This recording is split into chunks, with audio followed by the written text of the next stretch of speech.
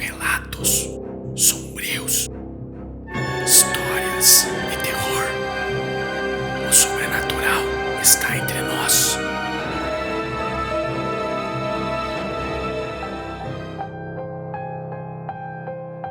Era o ano de 1971 e a minha mãe estava grávida de mim.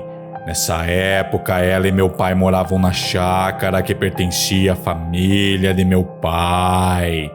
O terreno era muito grande e a disposição das terras era bem assim. Na parte principal estava a chácara dos meus avós, aonde ficavam os animais de criação, todos soltos no terreno. Uns 400 metros mais acima estava a casa do meu tio e de sua esposa. Essa era a menor das 3 casas, mas ainda assim era grande. A dos meus pais ficava mais ou menos uns 4 quilômetros para frente, próximo aos fundos do terreno. Essa era a antiga casa que pertencia aos meus avós. Então, eles arrumaram a entrada da chácara e construíram uma casa nova para eles, deixando essa para o meu pai, que já estava de casamento marcado na época. Depois que meu pai se casou, ele e minha mãe reformaram essa casa e passaram a residir nela. Foi nessa época que minha mãe engravidou de mim. Corria tudo bem. Meus pais e seus parentes viviam e tiravam seu sustento da criação de porcos e galinhas. E também plantavam batata inglesa, batata doce e tomate. Minha mãe sempre me contava histórias de como os antepassados do meu avô, por parte de pai, fizeram para construírem uma chácara tão grande como a que vivíamos. Normalmente eram histórias divertidas, apenas para me entreter mesmo. Tudo estava indo bem e, como de costume, todos se reuniam na casa dos meus avós aos domingos para um almoço em família. Essa é uma tradição muito forte, presente na família do meu pai, e isso é feito até os dias de hoje. Nessa época, minha mãe já estava grávida e, segundo meu pai, naquele domingo chuvoso, minha avó fez um almoço muito delicioso, como de costume. Então, após o almoço, quando ele e minha mãe estão voltando para sua casa, algo os pegou de surpresa. Quando ele e minha mãe já se encontravam afastados da casa dos meus avós, meus pais começaram a escutar barulhos e gritos, e isso deixou meu pai incomodado, a ponto de fazê-lo encostar a sua velha caminhonete para ele ver do que se tratava. Tudo aconteceu muito rapidamente. Do nada, um homem magro e muito sujo começou a correr na direção do cercado da chácara.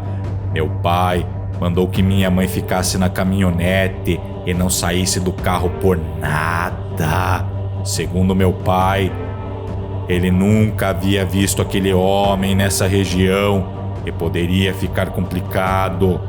Então, ele diz o seguinte para minha mãe: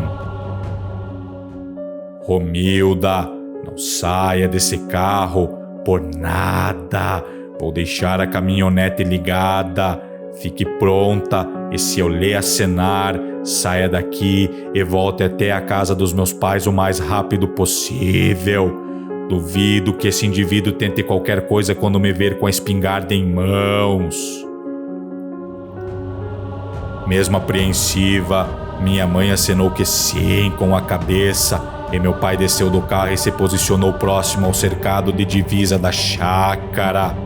Isso significava o seguinte: se esse homem estava correndo livre por ali, ele já havia invadido as terras do senhor Agenor, e pela maneira como ele estava se portando, meu pai só conseguia imaginar que havia acontecido pior com o seu vizinho e amigo.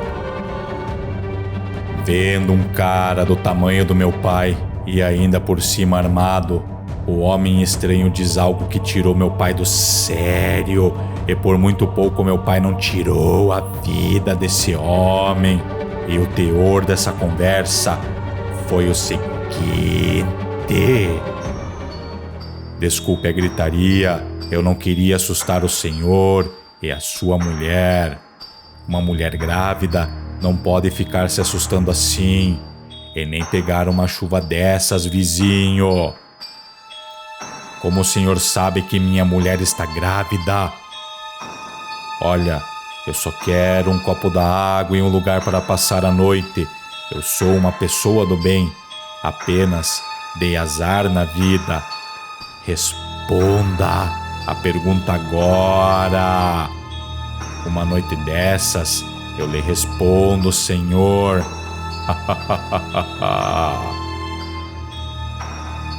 Olhando para minha mãe dentro da caminhonete, as últimas palavras do estranho foram as seguintes: a senhora vai ter um menino.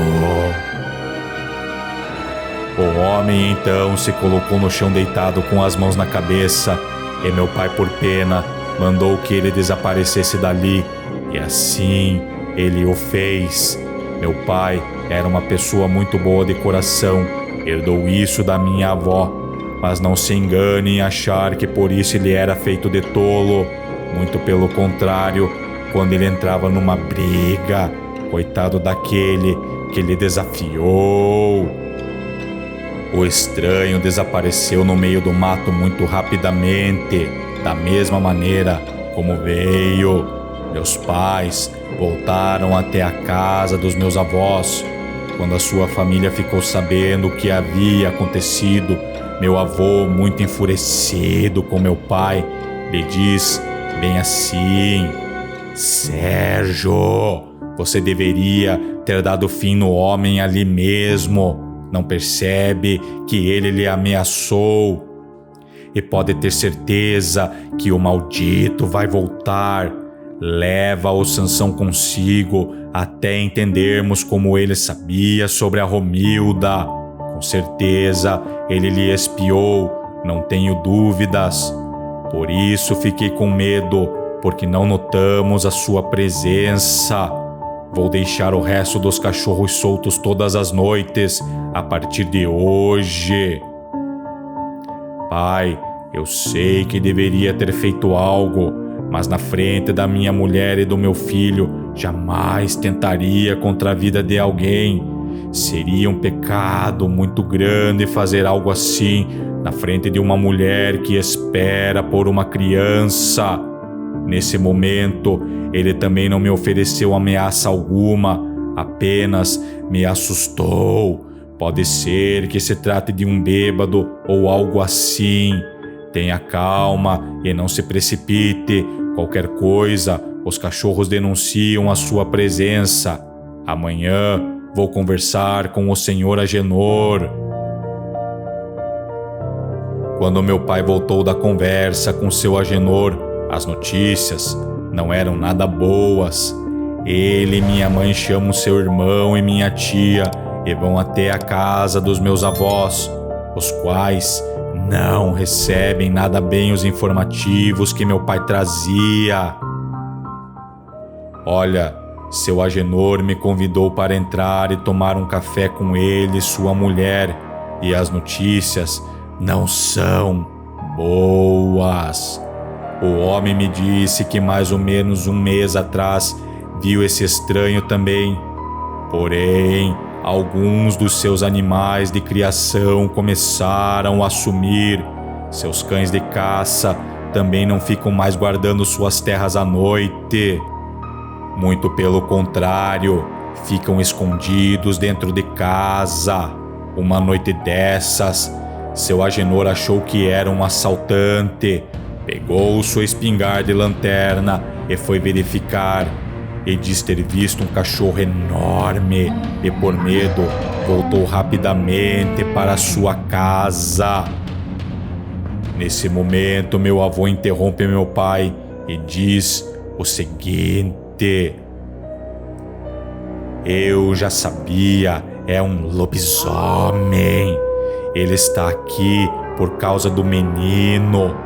Devemos alertar seu Agenor e nos mantermos mais alertas do que nunca. Isso é coisa muito séria. Assim que essa criança nascer, devemos batizá-lo o mais rápido possível.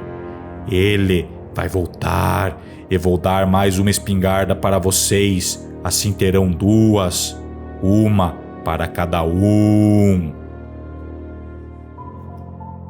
Bom, minha família se manteve em alerta por meses, mas não tiveram nenhum sinal desse indivíduo. Sansão ficou muito amigo de minha mãe e já havia até trocado de casa. Perto do 7º mês de gravidez, meu pai, seu irmão e meu avô haviam saído para irem negociar na feira. Normalmente meu pai saía de manhã cedo e voltava perto de 3 horas da tarde. Minha mãe estava na cozinha e Sansão, ao seu lado, começou a apresentar um comportamento muito estranho e não parava de olhar pela janela. Mesmo sem entender nada, minha mãe já estava alerta com a espingarda pronta para se defender. Do nada, o homem aparece na janela e pede um copo de água para minha mãe. Com a espingarda em mãos, minha mãe lhe diz bem assim: o senhor se suma daqui, senão lhe solta o cachorro e chama o meu marido.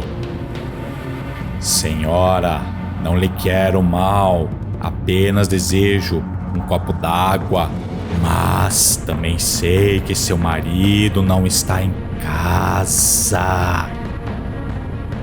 Minha mãe tremeu de medo nesse momento, porque percebeu que ele a estava observando e ela não havia notado a sua presença, nem Sansão havia notado também.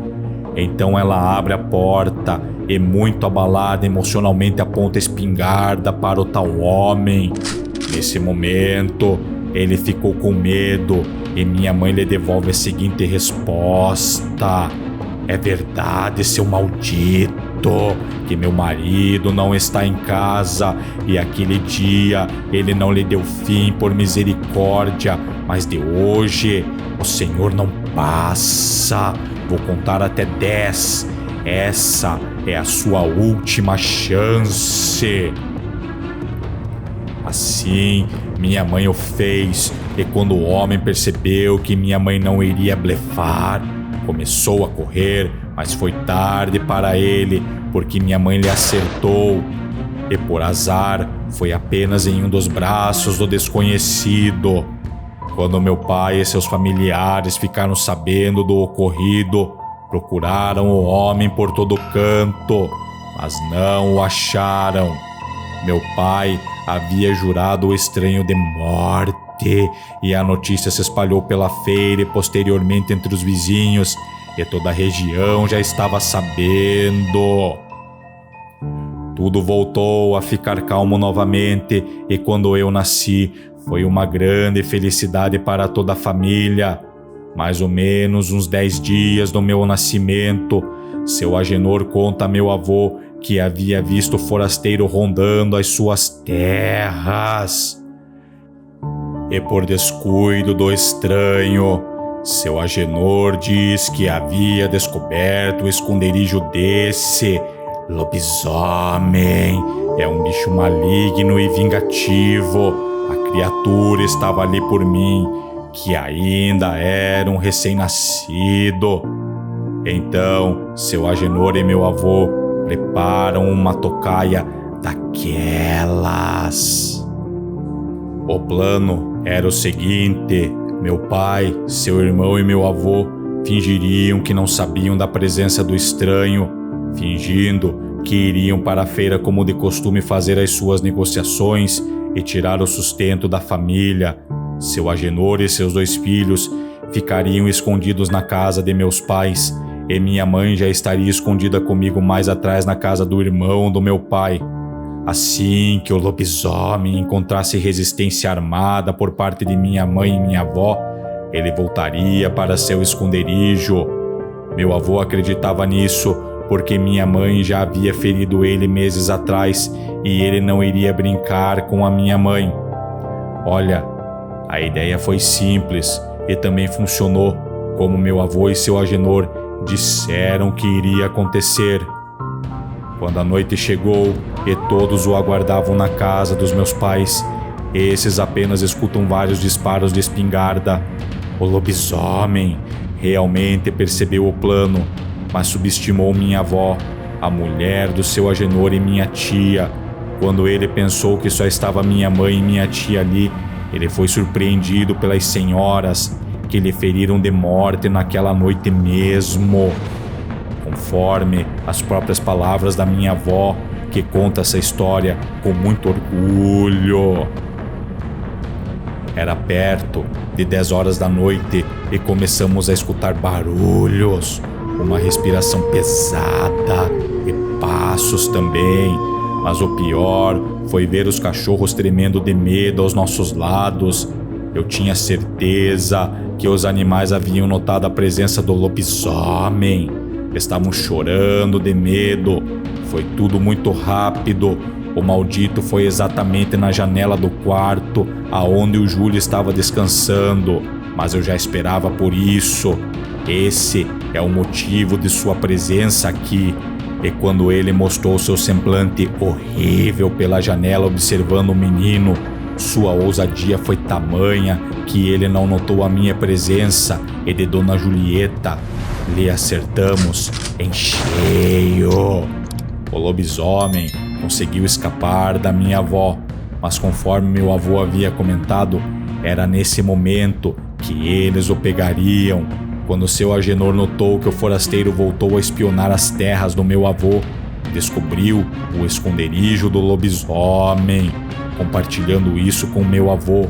Esse era o plano do meu avô, assustá-lo a ponto de fazê-lo voltar ao seu esconderijo, mas quando ele chegasse nele, seria surpreendido de morte.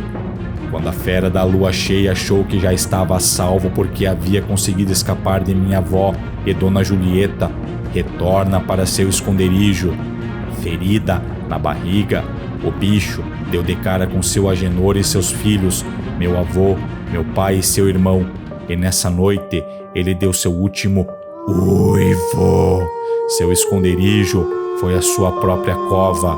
No outro dia, os envolvidos no plano retornam e quem estava lá naquele chão frio e sem vida não era mais aquele animal feio, nojento e fedorento, e sim o estranho que meu pai por pena deixou viver. Foi feita uma vala funda e lá embaixo jogaram o corpo do bicho e depois meu avô mandou que fosse ateado fogo em tudo, no esconderijo e no corpo do forasteiro maldito.